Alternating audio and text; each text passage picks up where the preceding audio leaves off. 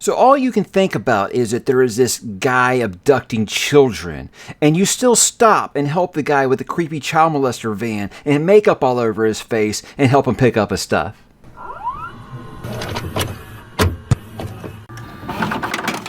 Hey, what's up, Couch Potatoes? Mike back with another 5-minute movie review, and today we're talking about the 2021 coming-of-age supernatural horror film, The Black Phone, directed by Scott Derrickson, who also did Sinister with Ethan Hawke. And this movie also stars Ethan Hawke. It stars Jeremy Davies, Mason Thames, and Madeline McGraw. Now, look, guys, this was released in 2021, but it didn't hit the States until 2022, and we watched it here on Peacock. Now, this is based on the Joe Hill short story. If you don't know, that is the son of Stephen King, and this is a really, really interesting movie to talk about. But staying within that 5-minute time limit, guys, let's go ahead and talk about what the movie is about here. Now, it takes place in 1978 in Denver, Colorado. Child abductions have been taking place all over, and the press have labeled the abductor the Grabber. Now, Finney, a bullied preteen with an abusive home life, finds himself as the most recent abductee. While being held in a bunker, a phone on the wall keeps ringing with voices on the other end of the other missing kids. Now, with the clock ticking before the Grabber abuses and probably murders Finney, he has to find a way to escape before time runs out. Now, guys, let's dip right into it here with what I liked. Ethan Hawke is always solid, guys.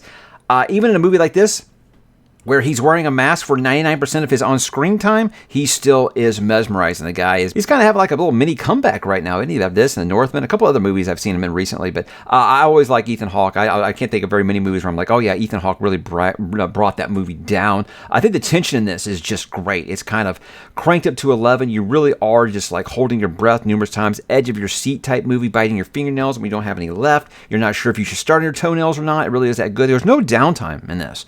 I feel like your pulse is always racing the entire time, and you are holding your breath hoping that this kid Finney can find a way to escape. And about the kids here, I think the kid actors are all fantastic. I think Madeline McGraw almost steals this movie as Gwen. She is great every minute that she has on screen. She is just terrific. Feels like she would fit within Stephen King's multiverse as maybe someone with The Shine or something. Not really sure what's going on with her, but all the kid actors are great in this, not just Finney and his sister Gwen. But I'll talk about that relationship between Finney and Gwen. It's really touching. Anyone who has been really close with a sibling, I think you're going to find a lot to like here.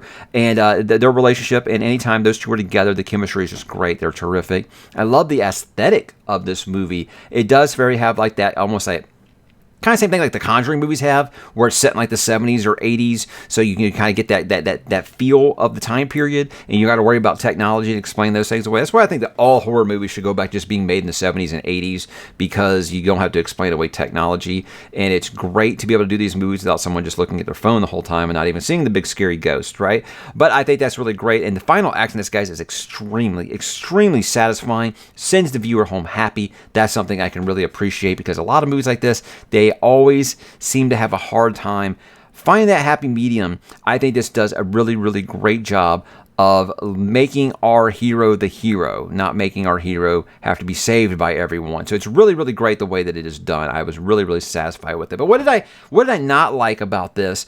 Now, I do wish that the Grabber had more time on screen. Honestly, I do think not showing your monster always makes your movie a little scarier, but I do wish that he had more time on screen, because every time that Ethan Hawke is on screen, it's really good. He plays this part really, really well, and I do just wanted more of him here. I do think it's more of a thriller movie than a horror. There's not a ton of like, oh God, I'm hiding under my blanket or anything like that, but it is very much a thriller, I think, more so than horror.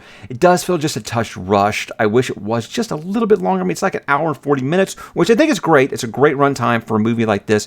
I do feel like it could have just stretched out a few more things. Maybe it wouldn't have felt so rushed, especially when it was talking about some of these other kids that were abducted. And this one, it doesn't necessarily bother me because I didn't experience this in my life. But if you experience this in your life, it's going to be very tough to watch. I gotta say, there is some domestic violence and some child abuse in here that will be very, very tough for some people to watch. It's wonderfully acted, but it is horribly tough to watch. So there is that. But as for my final thoughts, guys, I think it's a very, very good film. I'd recommend this to horror and thriller fans alike. It kept me guessing. It never, ever felt predictable.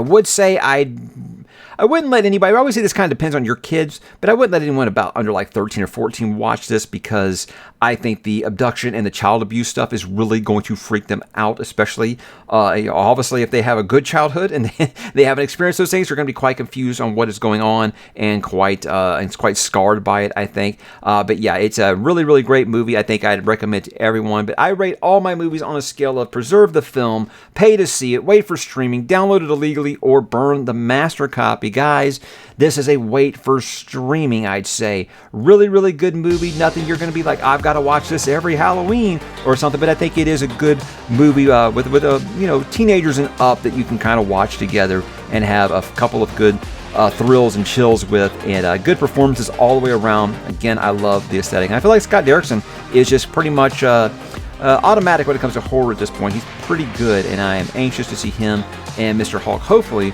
work together at least one more time. But guys, that was The Black Phone. Did you see it? What did you think? Drop in the comments and let me know, and I'll talk to you there.